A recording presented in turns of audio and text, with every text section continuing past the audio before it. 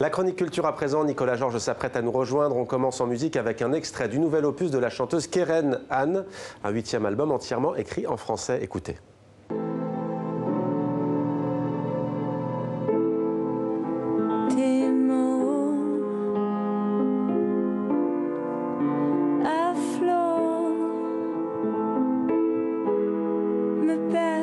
Demi-voix,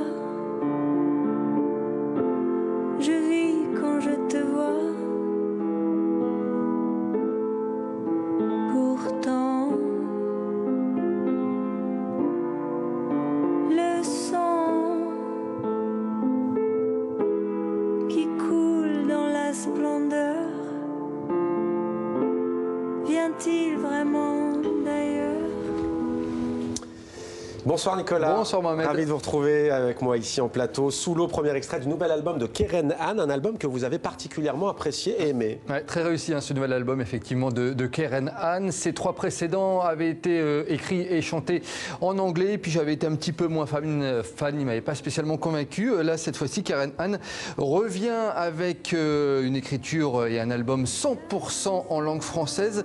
Ces mots sonnent justes, très justes même. On l'a rencontré Keren Han avec Guillaume, je vous propose de regarder et d'écouter. Presque, c'est beau. Sous l'eau. La mélancolie, l'amour qui vient et qui s'en va, Keren Han avait pris l'habitude de l'exprimer en anglais sur ses derniers albums. 15 ans qu'elle n'avait pas écrit un album entièrement en français.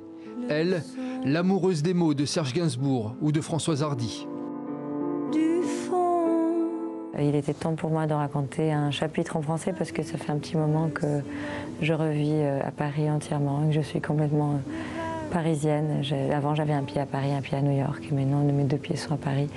Donc ça veut dire aussi que mon environnement sonore est francophone et que le français fait partie de ma vie de tous les jours. Donc il était plus naturel de la raconter, cette vie. Dos contre dos dans des draps exquis. Ce 8e album, Keren Han l'a sobrement appelé Bleu, une couleur pour décrire les mots du cœur.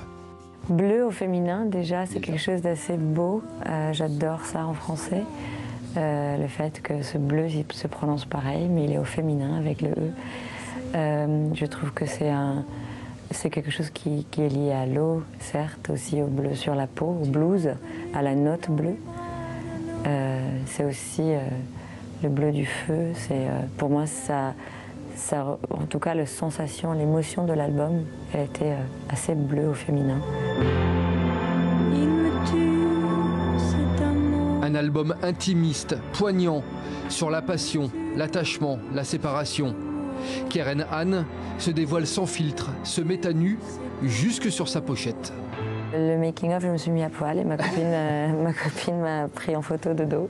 En fait, déjà, c'est le choix du noir et blanc. C'était très important pour Bouchra et moi. Bouchra Gérard qui a pris la photo. En fait, moi, je voulais de la peau.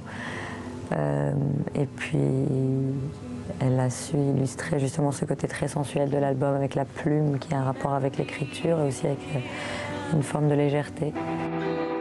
Un album que Keren Han va désormais défendre sur les routes lors d'une grande tournée internationale aux États-Unis, en Israël et en Europe. Elle qui fourmille d'autres projets, comme une musique de film ou encore la poursuite de ses concerts classiques avec le Quatuor Debussy.